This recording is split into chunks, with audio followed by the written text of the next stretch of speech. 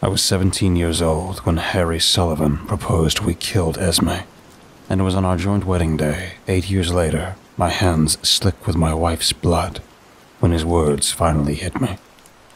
There was a drilling sound in my head. Sometimes it was loud, other times it was faint, barely noticeable, but it was definitely there, getting closer and closer, louder. I should have known not inviting Esme Lockhart to our party was a bad idea, but I was too tipsy to care. In my muddled mind, I would deal with the consequences later. Sitting on the beach with my knees pulled to my chest, a cool beer skimming my lips, I watched the tide ripple under my toes. The wind was trying to snatch the bottle from my hand, blowing my hair from my eyes. Behind me, the party was in full swing, and Esme was being weird again.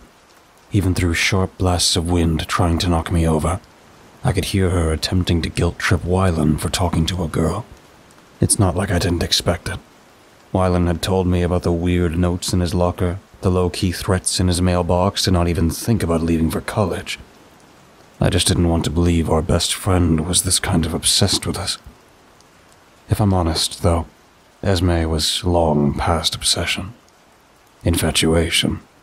This girl was a damn psychopath. Downing my beer, I reveled in the scratchy taste. I didn't even like it, but it was better than drinking straight vodka, which made you a psychopath. Still, though, the alcohol was perfect to lower my barriers and force words out of my mouth I had been choking on for years. I like to think the stars aligned when we were little kids, and fate found us. 5 7-year-olds with our hands on the last candy bar. Pigtails, 4 eyes, Batman shirts, rich girl, and yellow hat. Initially, we fought for it. I snatched the candy bar up first, claiming finders keepers, only for Pigtail to grab it off of me, waving it in the air triumphantly. Only for 4 eyes and Batman shirt to form an allegiance, taking it for themselves. I shoved Batman's shirt, and he in turn pulled off my hat and made me cry. Rich girl, who had been wandering around, stepped in. And we already knew who Rich Girl was. Our parents made more money than the Queen. At least, that's what the rumor was in class. Rich Girl was rich, which meant she was either a celebrity or a long-lost princess. In reality, her father, Jason Lockhart, had bought our little coastal town. Rich Girl plucked the candy bar from the boys and initiated a truce, splitting it 4 ways instead. It was when she was handing out chunks of chocolate did we share our names, grinning at each other with chocolatey mouths. Pigtail was Ariosa. 4 Eyes, Harry, Batman shirts was Wylan, Rich Girl, Esme, and Yellow Hair was me. The rest was history, I guess. Following that day, the 5 of us became inseparable.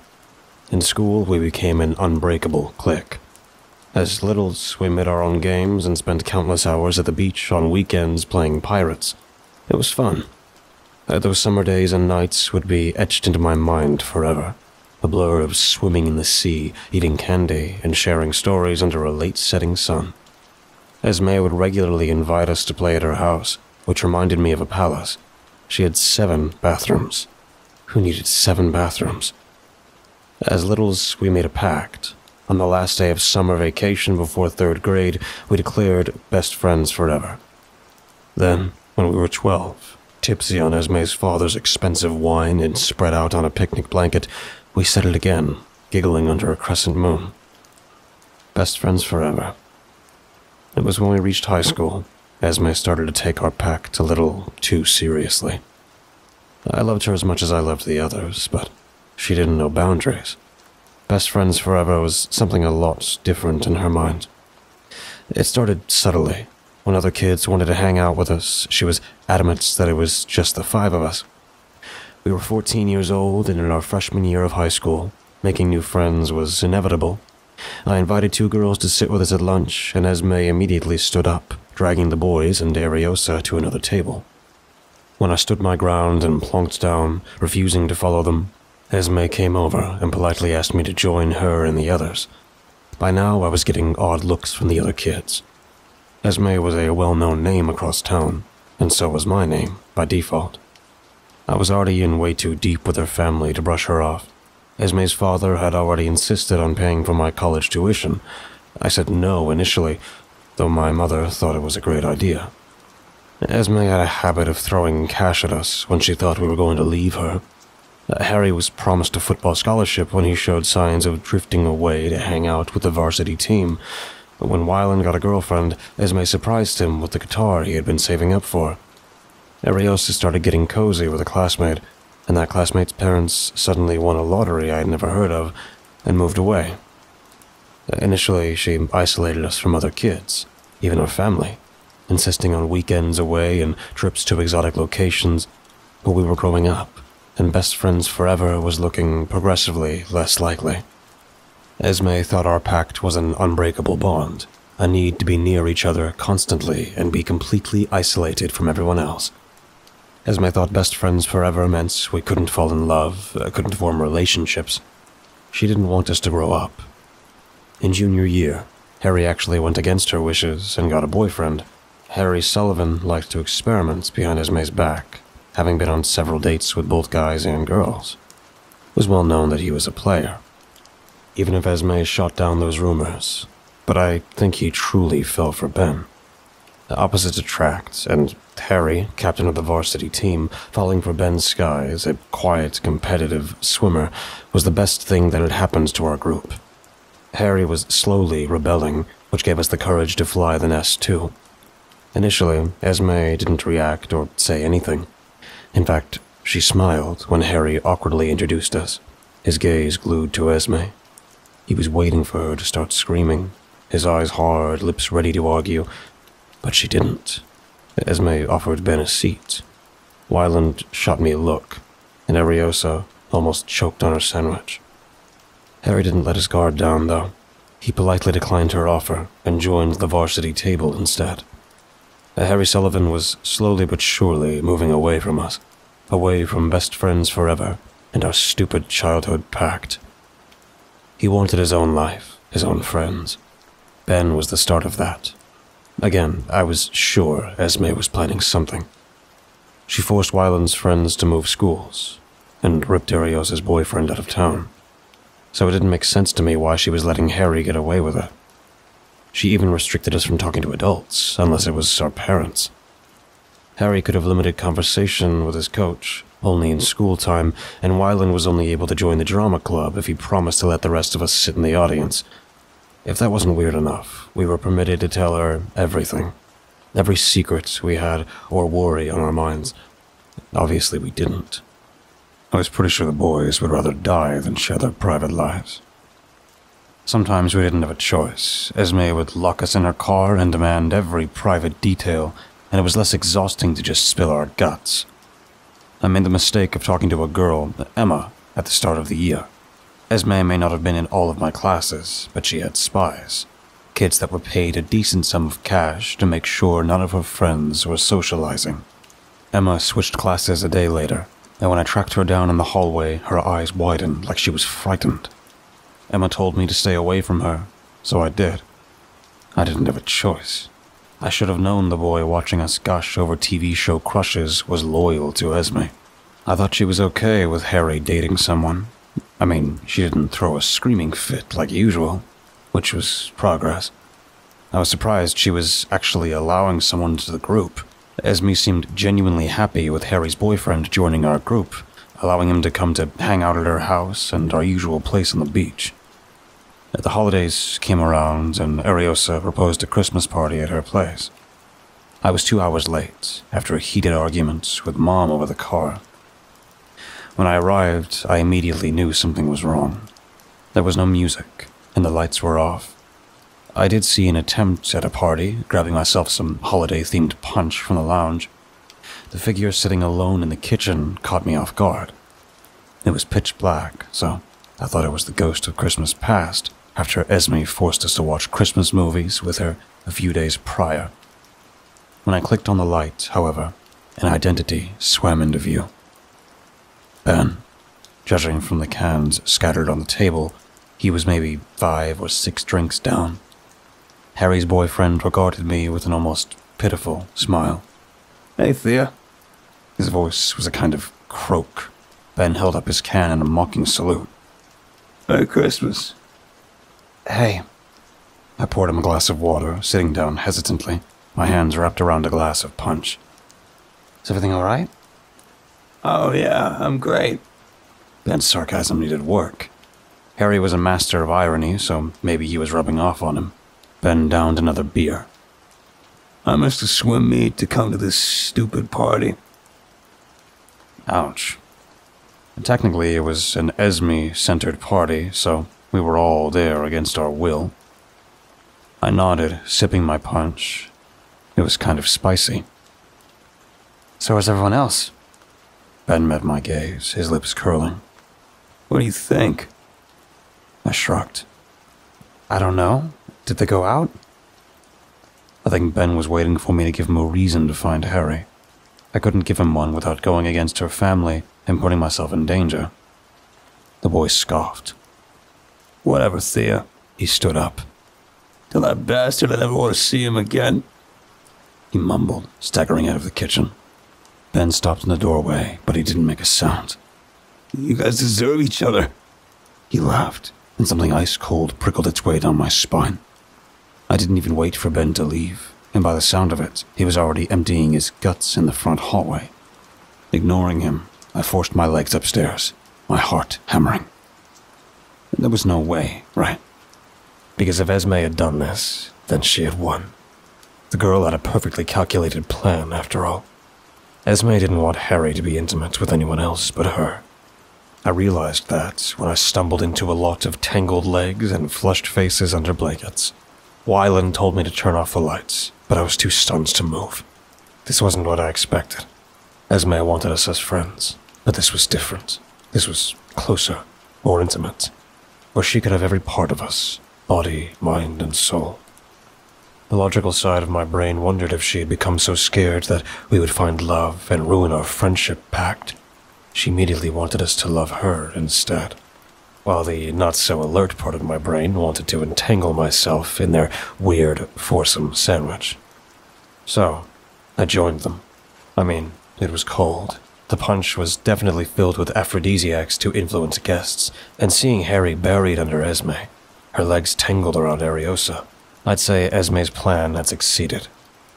I didn't want to know what Ben saw. Later on, I discovered that he walked in on them, and Harry, fully bewitched by Esme's spell, ignored him. Ben was right. We did deserve each other. Esme had made sure of that. I was feeling a little more than heated, so yeah, I crawled into bed with them. I wanted to believe it meant something, even if I knew deep down, Esme was tightening our iron grip. Ever since that night, our relationship became more intimate, which brought us closer together. But we never actually dated. Esme didn't want to date us, she just didn't want anyone else to date us. Most of my junior and senior year was a blur of blindly following orders and watching the light slowly start to fizzle out in my friend's eyes. Esme demanded we move in with her, though luckily our parents stepped in. When she started talking about friendship marriage, I think that was when we decided that we were done. Best friends forever would never continue into college. I was sure of it. Harry was the first to get a football scholarship, halfway across the country. Esme did what she always did. She smiled through gritted teeth, congratulated him with a hug. I caught Wyland's "oh shit" look, pretending he'd choke on his drink.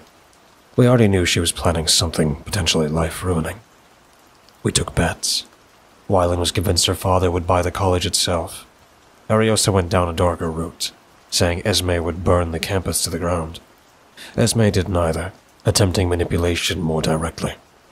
In the days following his announcements, Harry had received 3 anonymous death threats and a stuffed rabbit filled with pig's blood thrown in his locker. When he talked to his parents, they went straight to the police, only to drop the case several hours later after a talk with her dad. Harry said it was like his parents had been hypnotized. Esme turned the whole town against us, so he had no choice but to run back to her. Wyland talked to a girl during gym, and one of Esme's spies immediately reported it. I accidentally smiled at Josh Peak in AP English, and received a strongly worded email to not even look at him. Senior year drew to a close, and our only solace was a stupid party on the beach. I made sure to only invite kids who either hated Esme or had offered us their help in the past. They were too scared to turn up. Emily Littlewood said her family could get us fake IDs and out of town. She sent Ariosa a text from an unknown number, only disclosing her name in cryptic code. Emily's parents were in a car crash hours later. Anyone who tried to help us were either hurt or cut out of the picture. We were officially on our own. Presently, I felt sick to my stomach. I got an email from a college I didn't even apply to, congratulating me on my acceptance. The college just so happens to be the one Wylan and Ariosa were accepted into. And of course, Harry was going there too. The letter was stuffed in my pocket, and I was planning on burning it. It was my way of breaking this stupid pact. We were not going to be best friends forever, because in Esme's eyes, she didn't see the four of us friends. Esme saw us as trophies, pretty things she could call hers. Screw that. We built a fire on the beach. Harry pulled out his acceptance letter first, and in our private ceremony, we took turns throwing them into the flames. I wanted to laugh in relief, but I was too scared to laugh, too scared to smile, constantly looking over my shoulder to see if we were being watched. I started to let my guard down, slumping on the sands to eat charred mushrooms and talking shit, when Esme herself turned up with a crate of beers. Wylan shot me a death glare, because I was usually the one who accidentally exposed our location, but I had been so careful. Ariosa immediately stiffened up, and Harry rolled his eyes, draining the rest of his beer. I think he was expecting it. We all mutually agreed that Esme and her family were witches. Ariosa's expression twisted with a genuine fright, and she panicked, plucking the smoldered remains of our letters from the fire and stuffing them into her backpack. I was sure she burned herself from the way she kept wafting her hand, wrapping her fingers around an icy beer, though she was more scared of getting caught trashing Esme's gift. Luckily, Esme didn't notice, excusing herself for being late. Harry was uncharacteristically snappy, leaning forward in his chair. The boy wasn't even trying to hide his disdain for her. 2 days before, he broke down in my car. It was the only place without a camera, without spies hanging around. Wylan was sleeping in the back, and Ariosa was dozing in his lap. Harry kept it together until I asked him if he was okay, and his body kind of jerked, like he was trembling. He had spent the whole car ride staring into oblivion, his eyes half-lidded, lips curled into an almost maniacal smile. I didn't notice he was clinging onto his seat for dear life, like Esme was going to pop up out of nowhere. I can't do this anymore. He kept saying it again and again and again, until his fingers were clawing at his hair, and he was screaming, his eyes almost feral like a wild animal. I can't fucking do this anymore. She's going to kill me. I hugged him. It was all I could do. Just a few more weeks, I told him. Then we would be free. How did you know we were here? Harry's eyes narrowed, lips curling. You stalking us, Esme? His tone was like warm water washing over me. I thought it might finally push her away. Esme shot him a grin. I always know where you are, she said, ruffling his hair. I was just making last-minute arrangements for something special. Harry wasn't playing around, scoffing into another mouthful of beer. And what's that? He mumbled under his breath. Another death threat? Esme seemed to notice his disobedience, though she didn't say anything, maintaining her wide smile. That's a secret. Harry sat back in his chair, nursing another beer. Wylan nudged him to stop drinking, but he protested with a groan, slurping from the can. I'm sick of being ordered around, he said, drowning another beer as if in protest. I'm gonna do whatever the fuck I want. His half-lidded gaze fell on Esme, who had visibly stiffened up. You do whatever you want, and I'll do whatever I want. He saluted her with his drink. All right? When Esme didn't respond, Harry threw his empty can at her. The girl didn't even flinch. I'm going to Duke, you psycho sponge. Harry spat, and I caught Wylan's wry smile. Ariosa's expression brightened. Duke was always his first choice. I don't want to go to your fucking college, Esme. I don't want to be anywhere near you or your family. You're a leech. You leech onto people and suck the life out of them. And then throw money at them when they want to leave. What you're doing is borderline psycho. You take everything away from us. When we find friends, you make them disappear. And when we find someone, you throw yourself at us like a leech. Gulping down his beer, he was just getting started. That night with Ben, Harry choked out. You fucked with our heads. He sputtered on a sob, and Ari moved to grab his hand, but he shoved her away, his lips curling into a snarl, angrily swiping at his eyes. No, get off of me. It needs to be said. His gaze flicked back to Esme. You turned my parents into mindless followers of yours so you could keep me under your control. You manipulated us with money and vacations and fancy scholarships. I mean, who does that, huh? What kind of person goes to these kinds of lengths to keep friends? He laughed. You threatened and isolated us and seriously think we want to be friends? Harry let out a shuddery breath. So, here's what you're gonna do. You're gonna leave me and my parents alone. Same goes for Ari, Thea, and Wylan. You're gonna get your father to fire my parents, and then you're gonna get your connections you keep bragging about to cancel the scholarship I don't even want. If you don't, I'll happily contact the police and get your ass thrown in jail for stalking. His smile was harsh, almost manic, when Esme opened her mouth. He tipped his head back, dazedly blinking at the sky. Not the police under your dad's thumb, he said with a snort. I'm not stupid. I mean outside of town, where you'll face actual consequences. His eyes darkened. After tonight, I don't want to see your face again. His words were venomous, and I reveled in each one. Find new friends in college, Esme, and pray that they tolerate your psycho bullshit. Harry's voice faded out, the sea suddenly so much louder in my ears, waves crashing onto the sand before drifting back. And don't put you 6 feet under the fucking ground.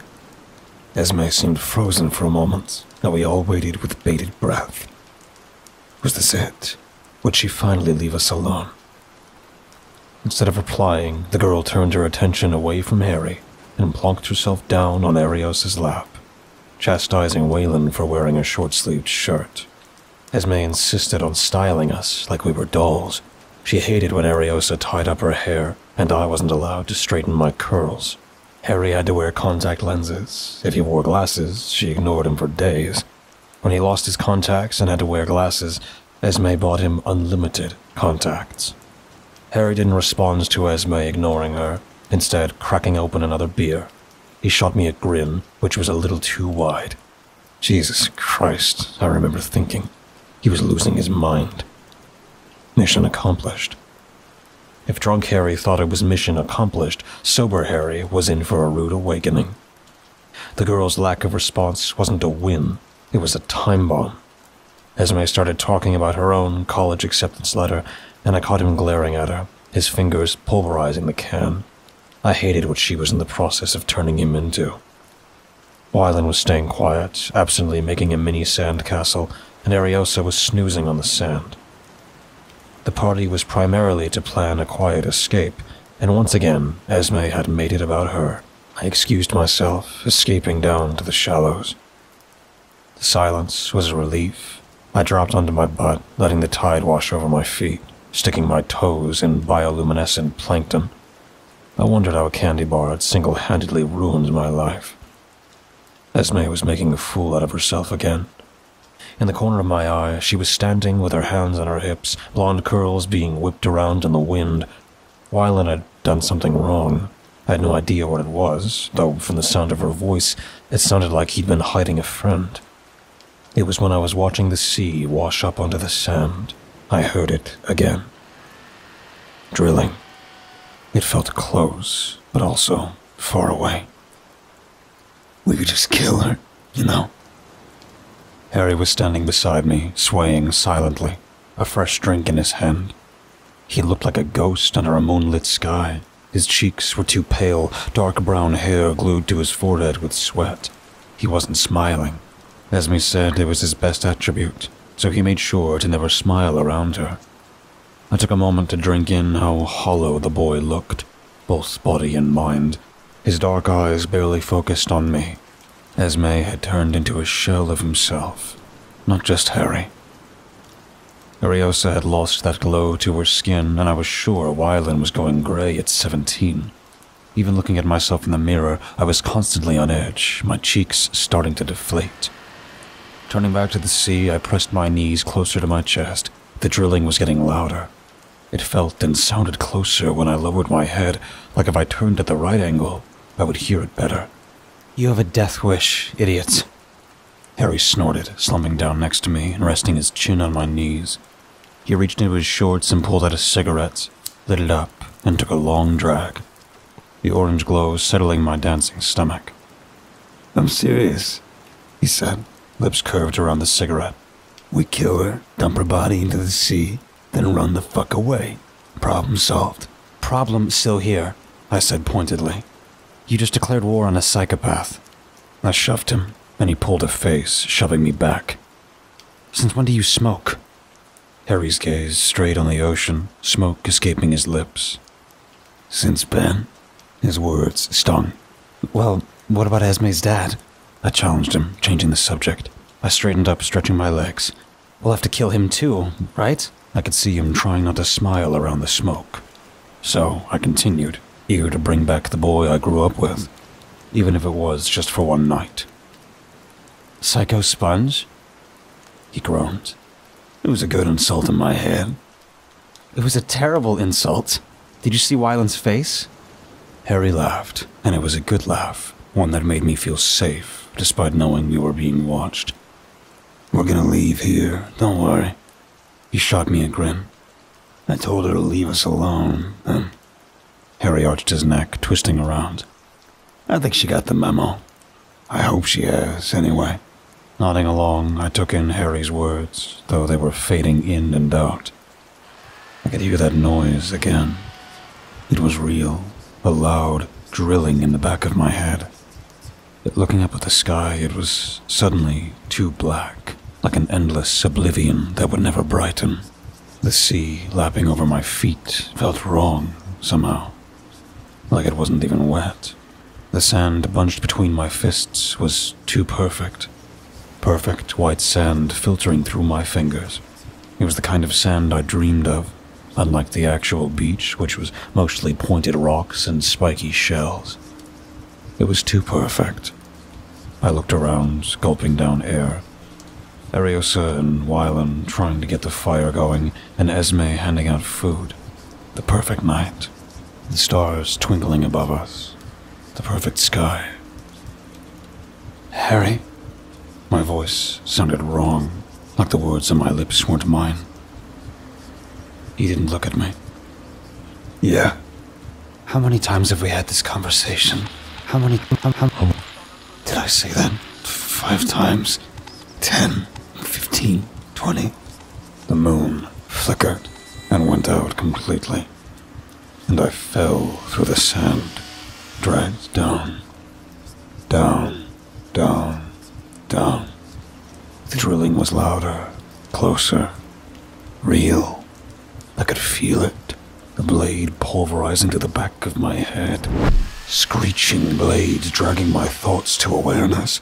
I could feel it seeping from me, blood dripping down my face and neck, pooling across the table I lay on. I opened my mouth to scream, but my lips were detached from me, my voice no longer mine. Instead, my mind was suddenly in permanent rewind. I was back on the beach, and this time Harry was smiling. His original words were torn away, that cutting blade slicing its way through my brain. "So, here's what you're gonna do." His voice echoed, and he jumped up, picking Esme up and spinning her around. "You're gonna stay with us, forever. Never leave any of our sides. You're a leech. You're the most beautiful girl I've ever met. I want to be with you, Esme. Forever. I can't take this anymore. She's going to kill me." This time, I did scream. A raw cry ripping from my throat. I could sense bright light behind my eyes. My wrists were strapped down, my head pinned to a cruel, icy surface. Harry's voice continued, clanging in my skull. "I love her, Thea. I love her so much it hurts." It was endless. It never stopped, and my screams died out into whimpers. They didn't even bother sedating me again. I felt everything. Every cut and slice, the warmth that glued my hair to my face, and the saw that shredded all of it off. When the white light faded and flashing colors dotted my vision, I finally fell. Thea. When I opened my eyes, I was standing up, no longer on the beach. I stood barefoot in front of an indoor swimming pool lit up in pale blue light. I was so close to the edge, a white dress pooling at my feet, my hands wrapped around a bouquet of flowers. I found myself smiling, even when I reached a trembling hands to my head. What a veil had been forced into place. I stroked my fingers across my scalp where old stitches had come apart, seeping red, staining the collar of my dress and ruining my hair. When my fingers came back, slick red, I swiftly wiped them on my dress, smiling wider. Roses. I clutched the bouquet tighter to my chest. They were Esme's favorite. Thea, snap out of it. The man's voice startled me, reverberating through the room. I blinked, my vision swimming in and out of view. He was older than me, at least in his mid-20s, thick brown hair hanging in dark eyes that part of me recognized. The flower crown of white roses sitting on top of his head looked like a joke, a mockery of him. I didn't register the bloody stripes of white wrapped around his head, or the smear of red staining the front of his suit. Instead, I was choking on a name that shouldn't have matched the stranger. No, not a stranger. Harry Sullivan was not 25 years old. Because if he was 25, then how old was I? I looked down at myself. I still felt 17, and yet I was taller. My dress perfectly fitted to my figure.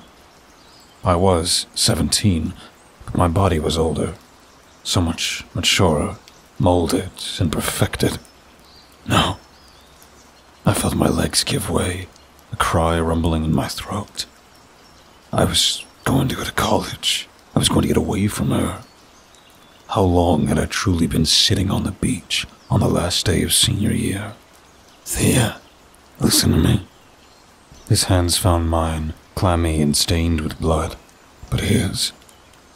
It was him, and I wanted to cry, wanted to ask him how he had jumped forward in time, but I already knew the truth.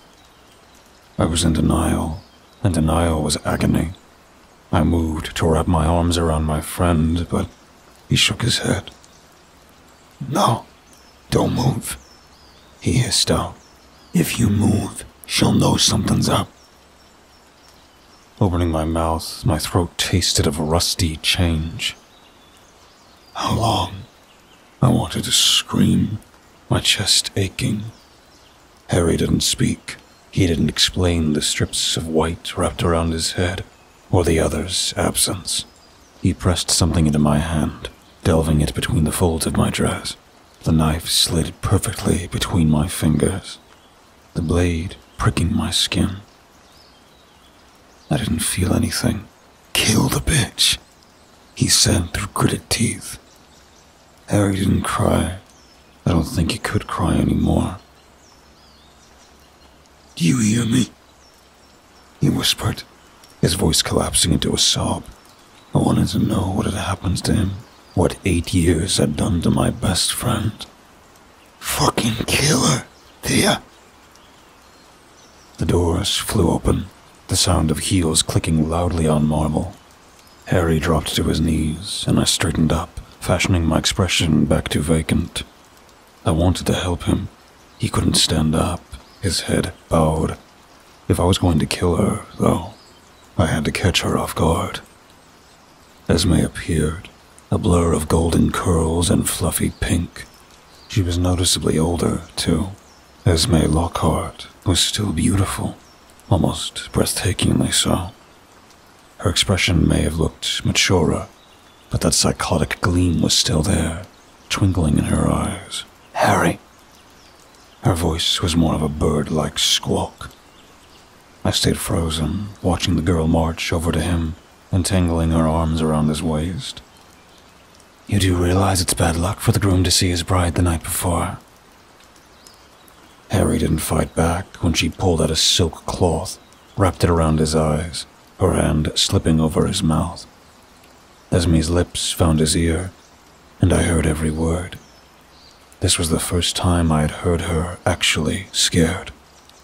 "Since you're insisting on ruining our perfect day, I want to give you your wedding present early." Esme's voice was silky smooth, sultry. She held him like a toy, rocking him side to side. Harry didn't move, crumpling in her arms. His frenzied eyes found mine. "Kill her."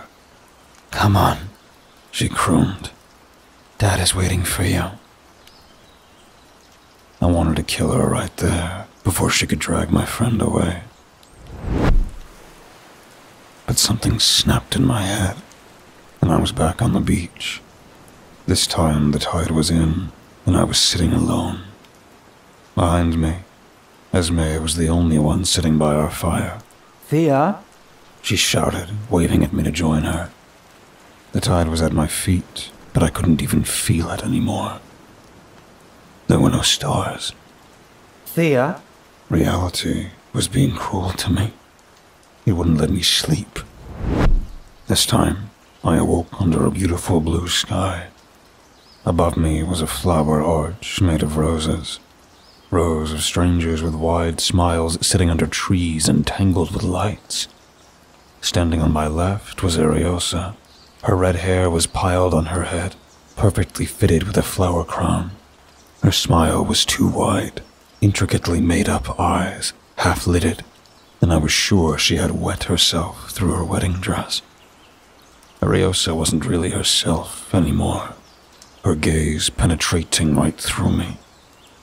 I could see dark red smearing the top of her head. Neither was Wylan, sculpted in a rich black suit. The boy was unrecognizable, hiding behind a mop of blonde curls and a nose job I knew he didn't need. Wylan had grown up, maturing into a handsome man, but once I was staring at him, I couldn't stop. I glimpsed telltale spots of blood staining his collar. His grin was dazed, drool seeping down his chin. Wylan was standing at an angle, swaying back and forth, that glitter, which was my best friend, gone. "Thea!" I blinked. Esme was only inches away from me. The bride. "Pay attention." I found myself nodding obediently. In a few simple words, she was going to become my wife. The knife was tucked into my dress. Harry was standing next to me. I didn't want to look at him, because I knew what Esme's wedding gift was. In the corner of my eye, I glimpsed a thin line of black trickling down his temple, scarlet bandages hidden under that hideous flower crown. His eyes were lazily following a butterfly, and he could barely stand still. Harry was the one who tried to get away, who clawed his way out of her control. Esme had decided to take his free will by force. The others spoke their vows like they had been cemented inside their minds. I, Harry Sullivan, Ariosa Carlyle, Wylan Sutton, Thea Samuels, take Esme Annalise Lockhart to be my wife, to have and to hold for this day forward, for better, for worse, for richer, for poorer, in sickness and in health, to love and to cherish, until parted by death. Harry blinked, his lips forming a smile. I do. Ariosa giggled all the way through her speech, which was unintelligible. Wylan sealed his vow, grinning through a mouthful of scarlet. I think seeing him is what jerked my thoughts to fruition. She had taken my friends, ripped away their youth, and now took their minds. I think I said I do. The wedding party exploded into cheering, and we were showered in confetti. The officiator turns to me, and I saw bright, intense red. Hell, I don't even remember moving. 1 second I was standing still, and the next I was straddling my new wife, stabbing her straight through the throat. I had to cut every order she had ever demanded of us directly from her mouth, parted by death. The officiator's words were ringing in my skull. We were free. She cut into my head and turned me into the perfect wife. She turned my best friends into mindless shells. The wedding party was screaming, and so was I. Help! Blood was slick between my hands, but it felt good. I need help. There was no sign of my parents, anyone I knew. I didn't even see Esme's father. I kicked off my heels and ran, and luckily, Ariosa thought it was a game, following me, grabbing Wylan. Knowing that I would regret if I left him, I pulled a barely responsive Harry along too, who awkwardly stumbled after me. We made it out to the hotel grounds, and I called the police, who immediately sent us to urgent care. I spent 2 weeks in the emergency room, and I got 2 visitors. Emma from high school. She hugged me, and so did her 5-year-old girl. The second visitor was a surprise. Ben, Harry's old boyfriend, who was now a cop, had been tracking us down since our death when we were 17. Apparently, Esme faked our deaths. Ben told me my parents left town a year after my death. He had contacted them multiple times, but no reply. They weren't interested, which was understandable. If someone told me my dead daughter was in fact alive and forced to marry her best friend, I wouldn't engage either.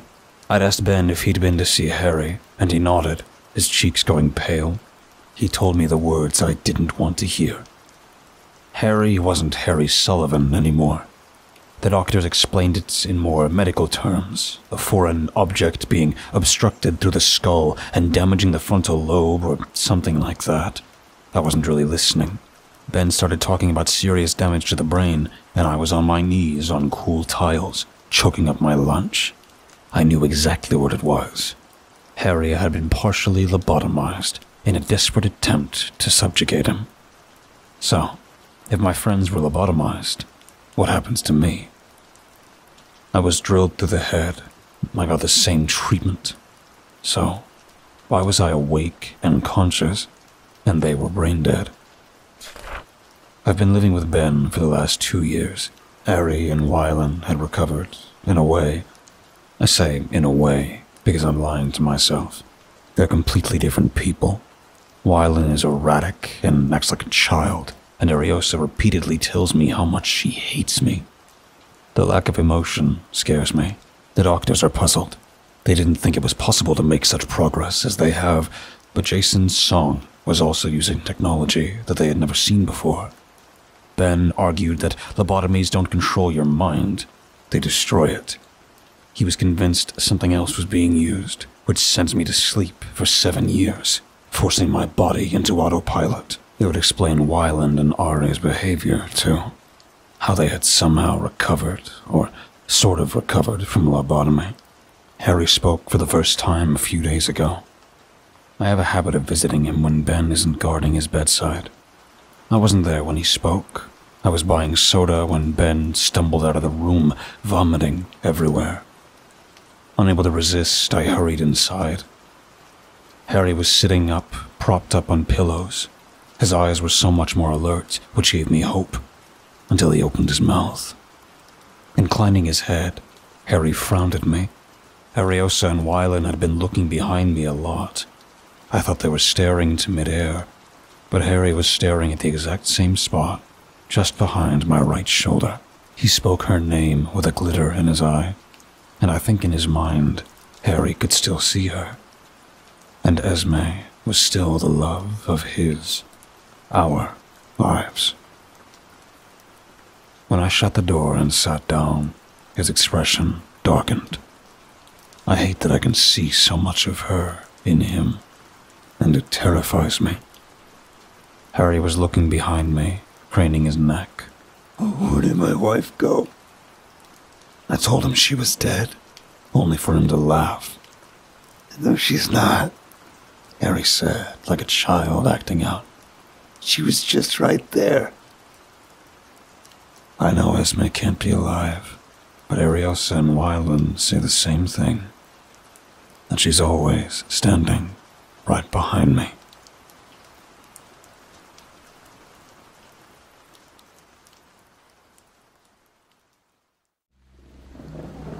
Thank you for listening and delving with me into the dark together. Please remember to leave a thumbs up and subscribe if you feel so inclined. The more engagement this video gets, the more YouTube will push my content to others. Thus, the following will grow. All stories read in this channel will be available on Spotify, iTunes, and just about everywhere else. Links in the description. Thank you for listening and feeding the cause. We'll be seeing you